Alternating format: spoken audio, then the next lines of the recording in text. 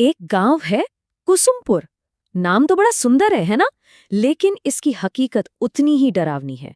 सोचिए, चारों तरफ खेत, टूटी फूटी सड़कें, और जैसे ही सूरज ढलता है एक अजीब, एक भयानक सन्नाटा पसर जाता है।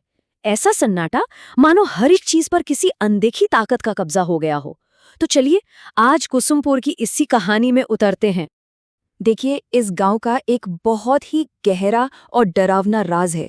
पिछले कुछ वक्त से यहाँ रात होते ही लोग एक एक करके गायब होने लगे हैं और सुबह उनका कोई सुराग नहीं मिलता, कोई निशान नहीं। ऐसा लगता है जैसे वो कभी थे ही नहीं, या जैसे रात के अंधेरे ने ही उन्हें निगल लिया हो। अब कहानी में एंट्री होती है वीरेंद्र की। वीरेंद्र शहर में पला बड़ा एक नौजवान है। हाल ही में उसके पिता की मौत हुई है और अब अपनी पुश्तैनी जमीन के कुछ कागजी काम निपटाने के लिए उसे मजबूरी में कुसुमपुर लौटना पड़ रहा है। उसे जरा भी अंदाजा नहीं कि वो कहाँ जा रहा है। शाम ढल रही है और हवा में एक अजीब सी ठंडक है। वीरेंद्र एक ऑटो में बैठकर गांव की तरफ जा रहा है। ऑटो वाला ज्यादा बातूनी नहीं है, बस चुपचाप ऑटो चला रहा है। लेकिन गांव पहुंचने से ठीक पहले वो वीरेंद्र को सिर्फ एक सलाह देता है, जो सलाह कम और चेतावनी ज्यादा लगती है।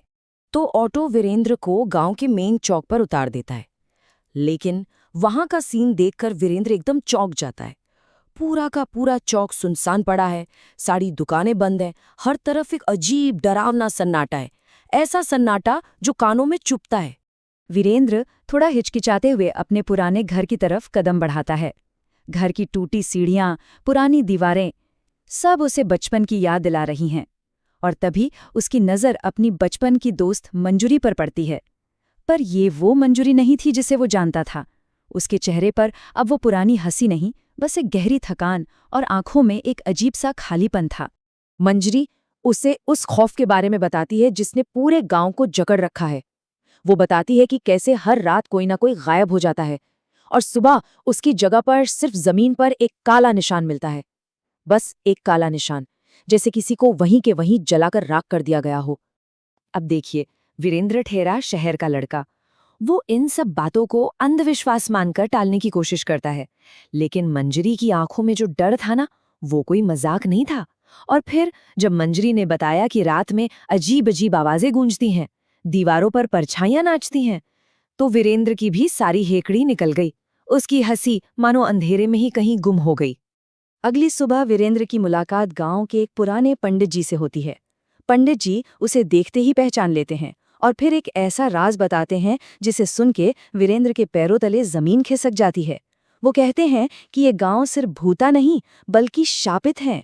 पंडित जी समझाते हैं कि ये कोई छोटा मोटा भूत प्रेत का मामला नहीं है, ये एक श्राप है, एक ऐसी आत्मा का श्राप जो कभी इसी गांव की रक्षा करती थी, पर अब वो कैद है और अपनी आज़ादी के लिए इंसानी रूहों की प्यासी बन गई है। और सबसे डराने वाली बात तो ये है कि ये श्राप सीधे सीधे उसी जमीन से जुड़ा है जो वीरेंद्र के परिवार की है। और ये श्राप कहीं और से नहीं बल्कि वीरेंद्र के अपने परिवार के अतीत से जुड़ा था। पंडित जी ने बताया कि बहुत साल पहले वीरेंद्र के दादाजी ने ही अपनी जमीन पर एक बहुत पुराना मंदिर तुड़वा दिया था, और बस यही सबसे बड़ी गलती हो गई। उस मंदिर में जो गांव की रक्षक आत्मा थी, वो मंदिर टूटने से वहीं उसी जमीन में कैद हो गई, और अब वही आत्मा अपनी आज़ादी के लिए तड़प रही है और हर रात एक जान लेकर अपना बदला पूरा करती है। अब ये सब जानने के बाद वीरेंद्र के दिल में डर तो था, पर अब उसे सच अपनी आंखों से देखना था। उसने फैसला कर लिया कि आज रात वो उसी टूटे हुए मंदिर वाली जगह पर जाएगा, चाहे नतीजा कुछ भी हो।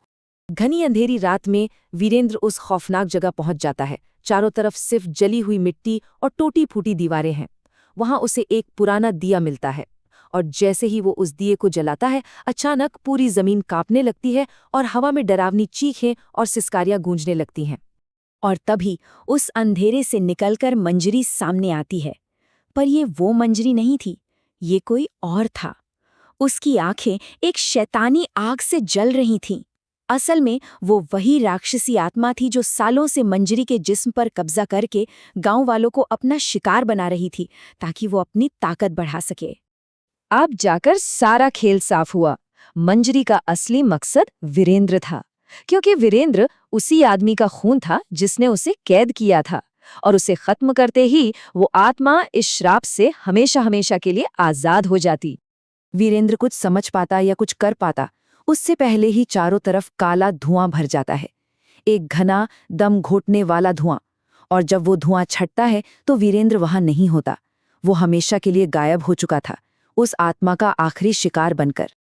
अब वो आत्मा उन खंडहरों की कैदी नहीं थी, वो आजाद हो चुकी थी और पहले से कई ज्यादा ताकतवर और खतरनाक।